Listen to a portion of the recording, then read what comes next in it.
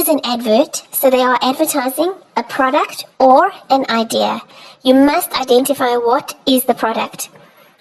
You have to refer to the product in at least one of those questions that they ask you. That's kind of the thing. It's like they want to know, has the advertiser achieved his purpose or whatever. And the purpose is always to sell their product or to sell their idea or to get donations. But it's at the end of the day, it's about the product.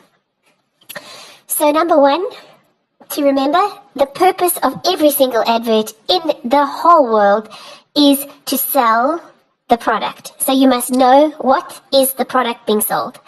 Secondly, advertisers always use a narrative. Now, a narrative is like the story in the advert, like what the heck is going on in the advert. And usually, the narrative links to the product so that you look at the advert and you see this cutie pie story and you're like, oh yeah, actually I like that, I'm going to buy this product. Sometimes the narrative is all wrong and it does not link to the product, and then we get those terrible adverts like that H&M advert where they had the two little boys in the hoodies, caused absolute chaos because of the picture that was on the little black boy's hoodie. And the people who did that advert didn't think through their narrative.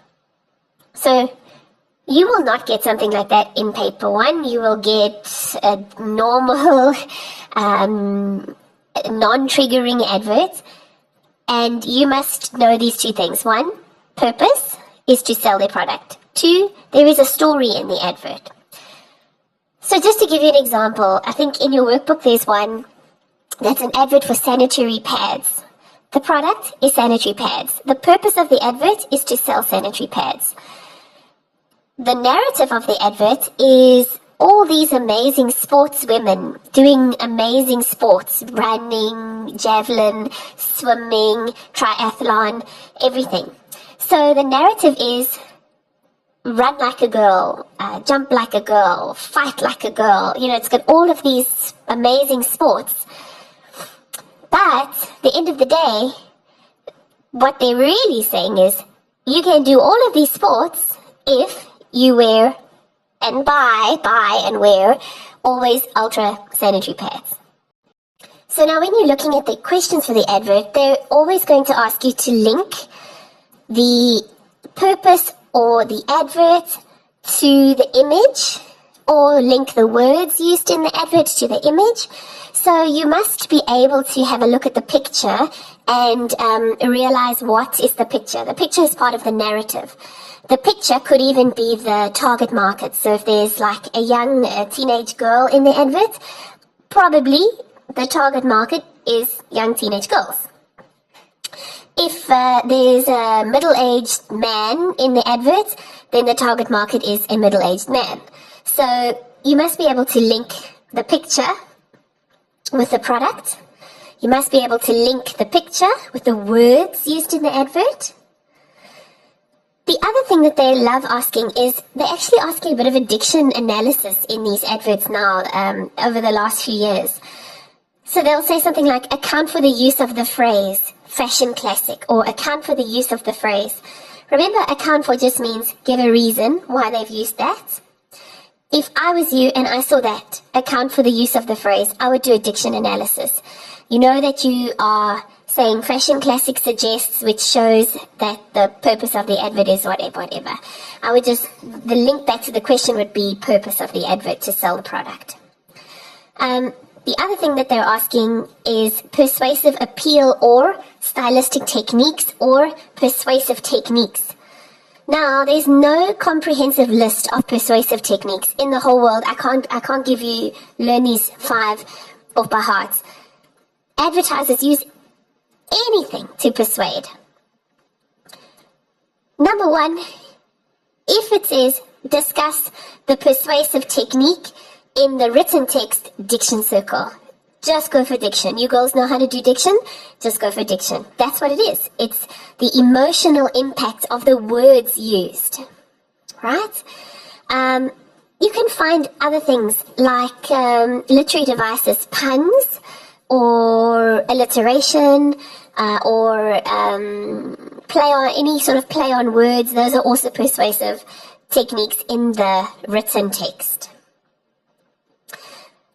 Then you know that they must give up to 4 marks of language questions in question 3 and question 4. So in the advertising, they're probably going to ask you passive, change this to passive voice. They probably can ask you, why is there an apostrophe used here? They might even ask you to change one of the words into a verb or a noun or something, whatever's in the written text. So you are going to have to know a little bit of language. It's how they sneak in some more language. So you've got the language section, which is 10 marks. Question 5 is 10 marks. And then they've got an extra 4 marks of language in question 3 and question 4.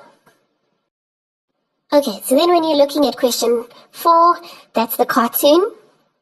You must always be able to specifically say the facial expressions or body language. You can't just simply say, his body language shows that he's confused.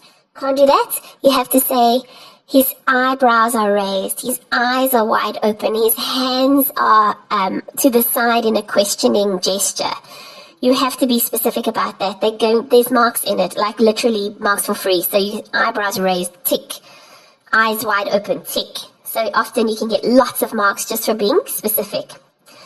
The other thing you need to know is you must be able to tell the tone of a character's dialogue because of the way that it's written.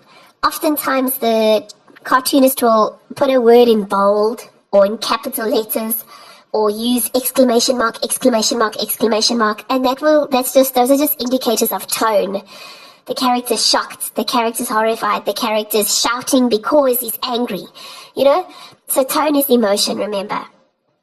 The other important thing with cartoons is they will always ask you, how is the humor created? Now, I taught my classes that you probably will not think it's funny. Humor has almost nothing to do with is it funny or not. Humor is a literary technique. So, what they are saying is, tell me the technique that is used in this cartoon to create amusement or the message